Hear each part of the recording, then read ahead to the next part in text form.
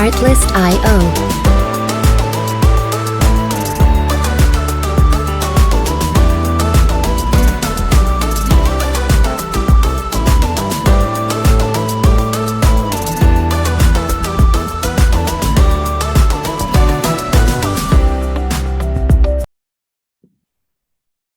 बिस्मिल्लाहिर्रहमानिर्रहीम। अस्सलाम वालेकुम। 2017 स्टैटिस्टिक्स का पेपर है ये, पंजाब यूनिवर्सिटी बीकॉम पार्ट 1, और टॉपिक है काई स्क्वायर।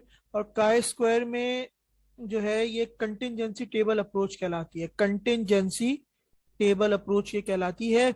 और इसमें इसको किस तरह पता चलता है, ये कंटिंजेंसी टेबल अप्रोच है।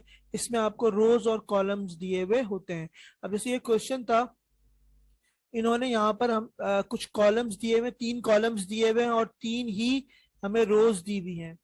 अच्छा, हमने क्या किया, अगर ये टोटल नहीं किया होता तो हम कॉलम वाइज और रो वाइज इसका टोटल कर लेते हैं। ये फर्स्ट रो है, इसको मैंने R1 का नाम दिया है, second row R2, third row R3, ये कॉलम 1 C1, C2, C3, और ये जो टोटल आ रहा है ये मेरा ग्रैंड टोटल है। ये 200 है, ये ग्रैंड टोटल है, इसको G से हमने सपोज किया है। Test the hypothesis that hair and eye colours are independent. The table value of chi square at 4 degree of freedom at 5% level of significance is 9.49। Tabular value उन्होंने खुद से निकाल के हमें दे दी है। तो अगर टेबल वैल्यू दे दी, अब इसमें कुछ स्टेप्स होते हैं सवाल के। पहला स्टेप होता है हमने अपना एच नॉट या नल हाइपोथेसिस बताना होता है। तो ये जो टेस्ट करने की बात कर रहा है यहाँ पर, test the hypothesis that hair and eye colours are independent, ये हमारा एच नॉट है। इसको हमने यहाँ पर इस स्टेटमेंट को बस लिख देना है। फर्स्ट स्टेप ये स्टेटमेंट हो गई। उसके बाद उसका एक अल्टरनेट हाइपोथेसिस होता है, इसको हम H1 से डिनोट करते हैं। जो भी स्टेटमेंट आपने एच नॉट पे लिखी है उसके साथ नॉट लगा दें। Hair and eye colours are not independent.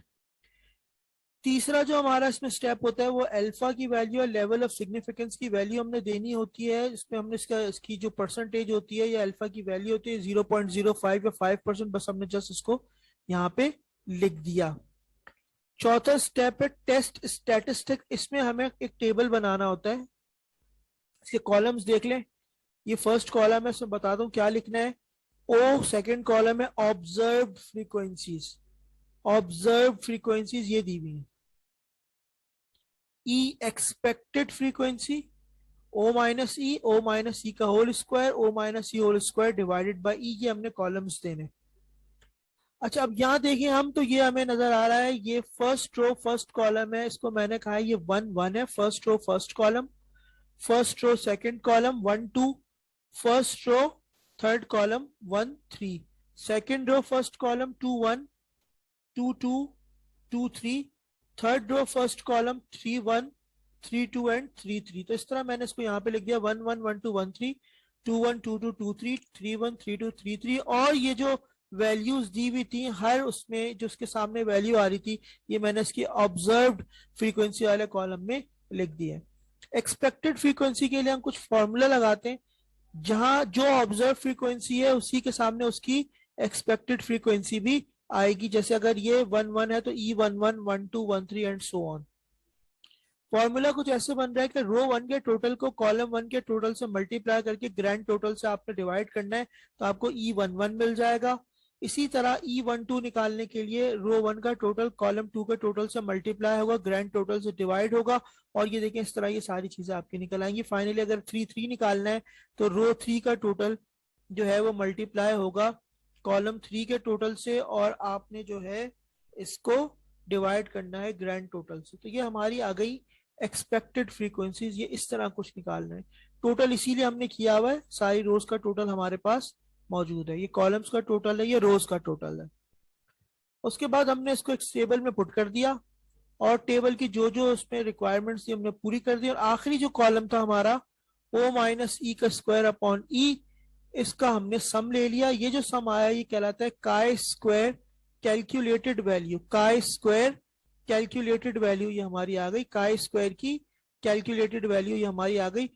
इसके बाद जो नेक्स्ट हमारा स्टेप होता है वो होता है क्रिटिकल रीजन। इसमें हम एक डायग्राम बनाते हैं और उसकी टेबुलर वैल्यू जो है, जो क्वेश्चन में दी है, उसको हमने यहाँ पे लिखना है। तो टेबुलर वैल्यू इसने में दी थी 9.49, ये हमने यहाँ पे रख दी काय स्क्वायर टेबुलर लिख के। अच्छा डायग्राम देखें कुछ ऐसे बनती है। ये डायग्राम इसकी बनेगी, ये वाला जहां से बेंड हो रहा है ये शेडेड एरिया, ये क्रिटिकल रीजन है, इस पे आपने ये टेबुलर वैल्यू यहाँ पे नीचे रख दी है। अब बाकी ये सारा एरिया आपका एक्सेप्टेड रीजन है, एक्सेप्टेंस रीजन है, ये सारा एक्सेप्टेंस रीजन है।